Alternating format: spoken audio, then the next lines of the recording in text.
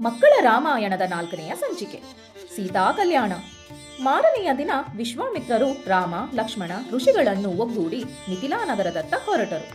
ಮಿಥಿಲೆಯ ಅರಸ ಜನಕ ಒಂದು ಯಾಗವನ್ನು ಮಾಡಲು ವಿಶ್ವಾಮಿತ್ರರನ್ನು ಆಮಂತ್ರಿಸಿದ್ದ. ಜನಕರಾಜನ ಮಗಳ ಹೆಸರೇ ಸೀತೆ. ಅವನಿಗೆ ಸೀತೆ ಹುಟ್ಟಿದ್ದೇ ಒಂದು ವಿಚಿತ್ರ ಕತೆ.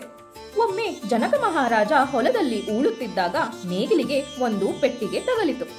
ಅದನ್ನು ತೆರೆದು ನೋಡಿದಾಗ ಅದರಲ್ಲಿ ಒಂದು ಮುದ್ದಾದ ಹೆಣ್ಣು ಮಗುವಿತ್ತು. ಮಕ್ಕಳಿಲ್ಲದ ಜನಕ ಇದೊಂದು ದೈವವರವೆಂದು ಯೋಚಿಸಿ ಅತ್ಯಂತ ಸಂತೋಷದಿಂದ ಆ ಮಗುವನ್ನು ತನ್ನ ಮಗಳಾಗಿ ಸ್ವೀಕರಿಸಿ ಅದಕ್ಕೆ ಸೀತೆ ಎಂದು ಹೆಸರಿಟ್ಟ. ಜನಕನ ಬಳಿ ಶಿವನಿಂದ ಕೊಡಲ್ಪಟ್ಟ ಒಂದು ಬಿಲ್ಲಿತ್ತು. ಅದು ಎಷ್ಟು ಮಹತ್ವವಾಗಿತ್ತೆಂದರೆ ಅದನ್ನು ತರಲು ಬೇಕಾದಷ್ಟು ಸೈನಿಕರು ಬೇಕಿತ್ತು.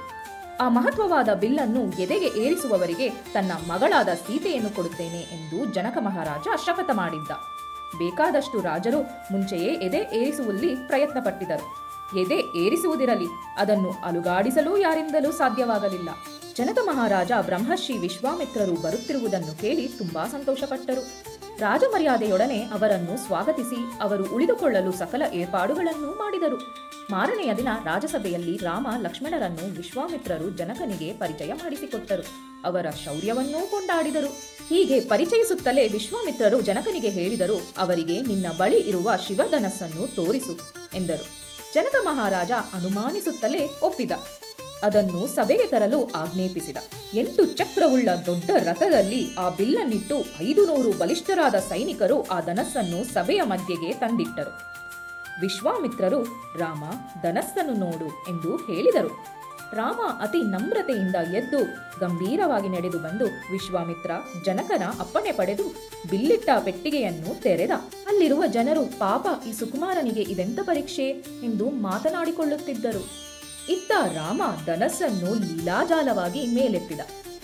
ಬಿಲ್ಲಿನ ಒಂದು ಕೊನೆಯನ್ನು ತನ್ನ ಕಾಲ ಬೆರಳಲ್ಲಿ ಹಿಡಿದು ಎದೆ ಏರಿಸಲು ಇನ್ನೊಂದು ಕೊನೆಯನ್ನು ಬಗ್ಗಿಸಿದ. ಮರುಕ್ಷಣವೇ ಪಟ ಪಟ ಎಂದು ಸಿಡಿಲಿನಂತ ಶಬ್ದ ಕೇಳಿಸಿತು. ಆ ಮಹಾ ಶಿವಧನಸ್ಸು ರಾಮನ ಕೈಯಲ್ಲಿ 2 ತುಂಡು ಹಾಗೆ ಹೋಯಿತು. ಜನಕ ಮಹಾರಾಜ ಬಹಳ ಸಂತೋಷದಿಂದ ದಶರಥನಿಗೆ ಸುದ್ದಿ ಕಳುಹಿಸಿಕೊಟ್ಟರು. ದಶರಥನ ಆನಂದಕ್ಕೆ ಪಾರವೇ ಇಲ್ಲ. ತಕ್ಷಣವೇ ತನ್ನೆಲ್ಲ ಬಂಧು ಮಿತ್ರರೊಡನೆ ಮಿಥಿಲೆಗೆ ಬಂದರು. ಇತ್ತ ಜನಕ ಮಹಾರಾಜ ವೈಭವ ವಿವಾಹಕ್ಕೆ ಏರ್ಪಾಡು ಮಾಡಿದರು. ಶ್ರೀರಾಮನಿಗೂ ಸೀತೆಗೂ ವಿವಾಹವಾಯಿತು. ಆಗಲೇ ಲಕ್ಷ್ಮಣ ಸೀತೆಯ ತಂಗಿ ಊರ್ಮಿಳೆಯನ್ನು, ಭರತ ಶತ್ರುಘ್ನರು ಮಾಂಡೋವಿ ಶ್ರುತಕೀರ್ತಿಯನ್ನು ಮದುವೆ ಮಾಡಿಕೊಂಡರು. ವಿಶ್ವಾಮಿತ್ರರು ತಮ್ಮ ಕಾರ್ಯ ಮುಗಿಯಿತೆಂದು ಅವರೆಲ್ಲರನ್ನು ಆಶೀರ್ವದಿಸಿ ಹಿಮಾಲಯದತ್ತ ತಪಸ್ಸಿಗೆ ಹೊರಟರು. ದಶರಥ ಮಹಾರಾಜ ಬಹಳ ವಿಜೃಂಭಣೆಯಿಂದ ತನ್ನ ಮಕ್ಕಳು ಹಾಗೂ ಸೊಸೆಯರೊಂದಿಗೆ ಅಯೋಧ್ಯೆಯತ್ತ ನಡೆದ. ಇಲ್ಲಿಗೆ 4ನೆಯ ಸಂಚಿಕೆ ಮುಗಿಯಿತು.